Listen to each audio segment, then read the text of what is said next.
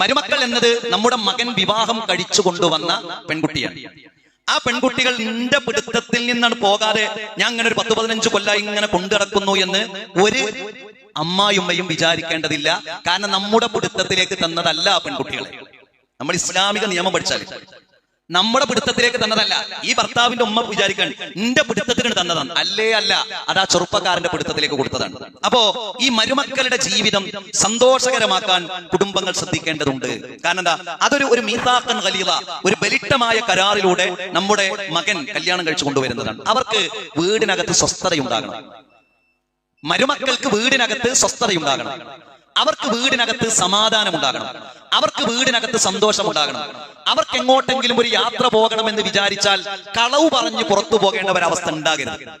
തന്റെ ഭാര്യ ഗർഭിണിയായി അവൾക്ക് പ്രത്യേകമായ ഭക്ഷണമോ അല്ലെങ്കിൽ പ്രത്യേകമായ വല്ലതോ വേണമെന്ന് വിചാരിച്ചാൽ അത് പരസ്യമായി വീട്ടിലേക്ക് കൊണ്ടുവന്ന് അവള് ഗർഭിണിയല്ലേ, അത് നല്ലത് മോനെ, നന്നായി, അവളിപ്പോ എന്തെങ്കിലും ഒരു കഴിക്കേണ്ട സമയമാണല്ലോ എന്ന് ആര് പറയണം? എന്റെ ഉമ്മ പറയണം. അല്ലാതെ അങ്ങനെ ആകെ പ്രയാസപ്പെട്ട് ആകെ ഇടുങ്ങി പുറത്തു പോണത് ഉമ്മാക്ക് പറ്റൂല. അതിന് കണക്ക് പറയണം. എന്തെങ്കിലും ഒന്ന് വാങ്ങിക്കൊണ്ടു ചെന്ന് കൊടുക്കുന്നത് ഉമ്മാക്കും പാപ്പാക്കും പറ്റൂല. ഇങ്ങനെ ഒരവസ്ഥ കുടുംബത്തിൽ ഉണ്ടായാൽ അവർ പെട്ടെന്ന് വീട്ടിൽ നിന്ന് പുറത്തു ചാടും. എങ്ങനെ? ഈ മാതാപിതാക്കളെ വെറുത്ത്. അപ്പൊ നമ്മള് വീട്ടിലുള്ള മാതാപിതാക്കൾ ശ്രദ്ധിക്കേണ്ടത് ഈ മരുമക്കളോട് നമ്മൾ നീതിയോടുകൂടി വർത്തിക്കുക എന്നത് വളരെ പ്രധാനപ്പെട്ട ഒന്നാണ്. വളരെ പ്രധാനപ്പെട്ട ഒന്നാണ്. നബി കരീം സല്ലല്ലാഹു അലൈഹി വസല്ലം പറഞ്ഞല്ലോ, ലൈസ മിന്നാ മൻ ഹബ്ബബ ഇംറഅതൻ അലാ സൗജിക.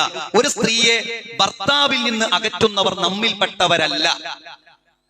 വിവാഹം കഴിഞ്ഞു, സന്തോഷകരമായി വിവാഹ ജീവിതം മുന്നോട്ട് പോകുന്നു. ഭർത്താവിനോട് ഈ പെൺകുട്ടിക്ക് ഒരു പ്രശ്നമല്ല. പക്ഷെ പ്രശ്നം വീട്ടിൽ തുടങ്ങി. പ്രശ്നം ചർച്ച ചെയ്യാൻ വേണ്ടി മധ്യസ്ഥന്മാർ ചെന്നപ്പോ ഒരൊറ്റ പ്രശ്നമേ ഉള്ളൂ. എവിടുന്ന പ്രശ്നം തുടങ്ങിയത്? ഉമ്മയാണ് പ്രശ്നം. ഉമ്മയാണ് പ്രശ്നം.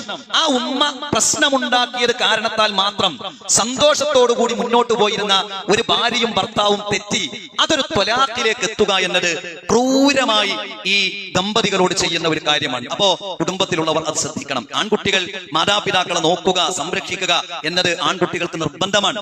അവരെ സഹായിക്കണം നമ്മുടെ ഭാര്യമാര്. നമ്മുടെ ഭാര്യമാര് നമ്മളെ സഹായിക്കണ്ടേ? എന്റെ മാതാവിന്, എന്റെ പിതാവിന് ഒരു അസുഖമായി, പ്രയാസമായി, അപ്പൊ എന്നെ സഹായിക്കണം. എന്റെ ഭാര്യ എന്നെ സഹായിച്ചുകൊണ്ട് എന്റെ മാതാപിതാക്കളെ നോക്കുകയാണ്. അപ്പൊ കുടുംബത്തിനകത്ത് ഒരു സന്തോഷം ഉണ്ടാവും. കുടുംബത്തിൽ നിന്ന് വേറെ പോകുമ്പോൾ സങ്കടം ഉണ്ടാകുക. എനിക്ക് എന്റെ അമ്മല്ലോ. മാതാപിതാക്കൾ, ഭർത്താവിന്റെ മാതാപിതാക്കൾ മരിച്ചു കഴിഞ്ഞാൽ ഏറെ സങ്കടമാണ് ഉണ്ടാകുക. അപ്പൊ ഇതൊക്കെ കുടുംബത്തിനകത്ത് നാം പുലർത്തേണ്ട വളരെ പ്രധാനപ്പെട്ട നീതിയുടെ ചില വശങ്ങളാണ്. മാതാപിതാക്കൾ എന്ന നിലക്ക് ഏറെ ശ്രദ്ധയോടെയും ഗൗരവത്തോടെയും ആലോചനയോടുകൂടിയൊക്കെ നാം ചെയ്യേണ്ട കാര്യങ്ങളാണ്.